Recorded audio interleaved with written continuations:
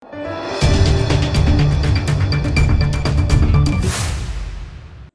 આપ જોઈ રહ્યા છો ઇન્ડિયન પોલીસ પ્રેસ. હવે જોઈએ અગત્યના સમાચાર. સરદાર પટેલની 150મી જન્મજયંતિ અંતર્ગત આણંદમાં ભવ્ય પદયાત્રા યોજાઈ. હજારો નાગરિકો ઉમટ્યા. ચરોતરના રાજમાર્ગો દેશભક્તિના રંગે રંગાયા.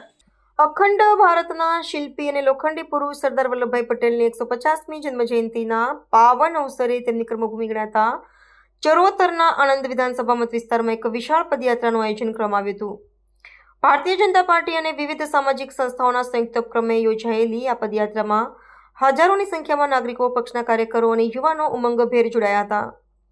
આણંદ શહેરના મુખ્ય માર્ગો પર આયોજિત આ કાર્યક્રમનો પ્રારંભ સરદાર સાહેબની પ્રતિમાને પુષ્પાંજલિ અર્પણ કરીને કરવામાં આવ્યો હતો, જેનાથી સમગ્ર વાતાવરણ દેશભક્તિના રંગે રંગાઈ ગયું હતું.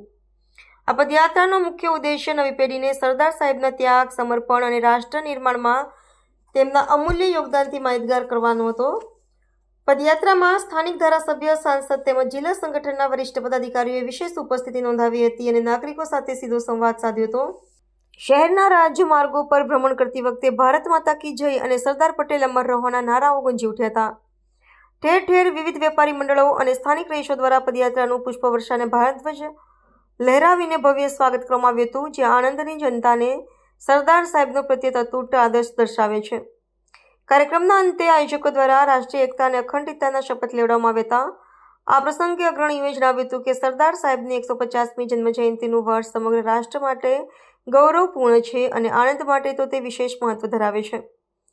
આ પદયાત્રા માત્ર એક ઉજવણી ન બની રહેતા લોકશાહીના મૂલ્યો અને એક ભારત શ્રેષ્ઠ ભારતના સંકલ્પને દ્રઢ બનાવવાનું માધ્યમ બની હતી. આગામી દિવસોમાં પણ જિલ્લાભરમાં આવા વિવિધ રચનાત્મક અને સેવાકીય કાર્યક્રમો દ્વારા સરદાર સાહેબની સ્મૃતિને વંદન કરવામાં આવશે.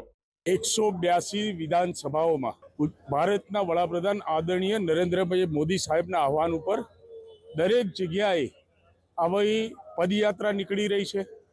આવનારી પેઢી સરદાર સાહેબનો ભવ્ય વારસો જાણે અને જુએ એની હેતુસર દરેક 182 વિધાનસભામાં રોજ આ પદયાત્રાઓ નીકળે છે અને એનો સંદેશો નાના જનજન સુધી આ પહોંચાડવાનો અમારો આ નમ્ર પ્રયાસ છે.